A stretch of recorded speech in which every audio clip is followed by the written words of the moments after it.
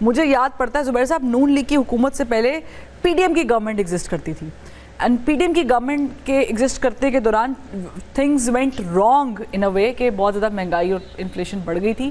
پھر کہا گیا کہ جی کیونکہ پہلے یہ جیسے میاں صاحب فرما رہے ہیں پی ڈی اے کی گورنمنٹ اس طرح کچھ ہے. But coming to the point, مجھے بتائیں کہ was that necessary to put this much pressure on a layman through levy and other taxes while the world is of course in the middle of war crisis. سر آپ کا سوال ایک جب آپ نے ایتھوپیا سے کمپیریزن کی تھی نا کہ ایکول انکم پیرٹی کے حوالے سے دیکھا جائے تو پاکستان میں second most expensive petrol available ہے, تو ایک ظاہر سی بات ہے سوال تو بنتا ہے.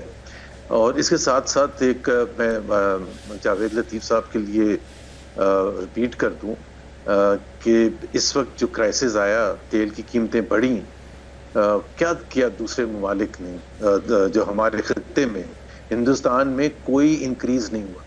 جتنا جنگ سے پہلے تھا اتنی پر لیٹر پیٹرول آج اویلیبل ہے, اتنی سیم. بنگلہ دیش میں صرف 10% انکریز ہوا, پاکستان میں 56% انکریز ہوا. کیوں؟ وائی؟ یہ 4 سال ہو گئے اس حکومت کو, تو 4 سال کے بعد آپ یہ نہیں کہتے 2017 میں کیا ہوا تھا. 4 سال کے بعد آپ کو جواب دینے ہیں. آپ کو یہ بھی جواب دینا ہے کہ پاکستان میں سب سے مہنگی بجلی کیوں ہے. آپ کو یہ بھی جواب دینا ہے کہ پاکستان کے ٹیکس ریٹ سب سے ہائیسٹ ان دا ریجن کیوں ہے, one of the highest in the world. آپ نے کیپیسٹی پیمنٹ کی بات کی تھی, 2 ٹریلین روپیز سے زیادہ کیپیسٹی پیمنٹ وہ آج ہر سال آپ پے کر رہے ہیں ان معاہدوں پر جو آپ ہی نے سائن کیے تھے.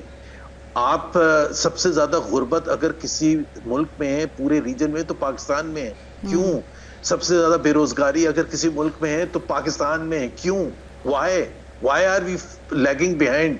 اور پھر ساتھ میں ایک یہ سوال بنتا ہے کہ باقی سارے انڈیکیٹرز میں تو ہم سب سے پیچھے ہیں, لیکن لیوشنس اور لائف سٹائل اور پرکس اینڈ پریویلیجز کے حوالے سے ہمارے جو رولنگ کلاس ہے right up even better, not only better than the other countries in the region, بلکہ ویسٹرن یورپین کنٹری سے بھی ہم زیادہ اچھے طریقے سے رہتے ہیں ہماری لیڈرشپ. اور لوگوں کو آپ کہہ رہے ہیں کہ جی ہم وہ 2017 میں کیا ہوا تھا. بھائی 2017 میں غلط ہوا تھا, ابھی تو آپ 4 سال سے ہیں.